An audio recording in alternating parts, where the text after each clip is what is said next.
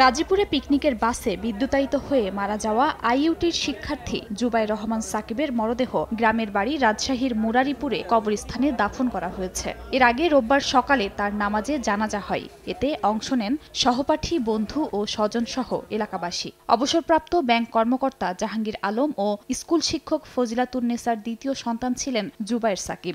এই গাড়িগুলো তো কখনো এই সফর শীতের সফর, এটা তো পাটের একটা অংশ, এখানে যাওয়ার জন্য উপযোগী নয়। এটা কেন? আমি চাই এটার যথাযথ ব্যবস্থা হোক।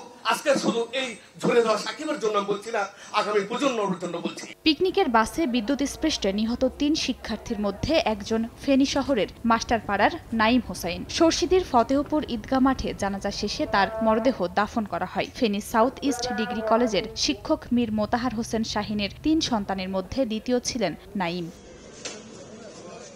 এদিকে আইইউটির শিক্ষার্থী মুবতাসির রহমান মাহিনের মরদেহ তার গ্রামের বাড়ি রংপুরের জুম্মাপাড়ায় পৌঁছালে কান্নায় ভেঙে পড়েন স্বজনরা। পরিবারের দাবি, দুর্ঘটনা নয় বরং বিশ্ববিদ্যালয় ও পল্লী বিদ্যুতের অবহেলায় 3 শিক্ষার্থী মারা গেছেন। জোহরের নামাজের পর রংপুর করিমিয়া মাদ্রাসা মাঠে জানাজা শেষে স্থানীয় কবরস্থানে মরদেহ দাফন করা হয়। লাঠি দিয়ে তার সরানোর চেষ্টা করছে, এতে তার ছিঁড়ে যায়, ক্ষতিগ্রস্ত হয়েছে আমার ছোট ভাই। বাসটা লোহার, এখানে একটা ইলেকট্রিক তার সরাই আপনি বাস ঢুকাইতে যাচ্ছে, পল্লী বিদ্যুৎই বা কেন এগুলো ঝুলাই রাখতেছে।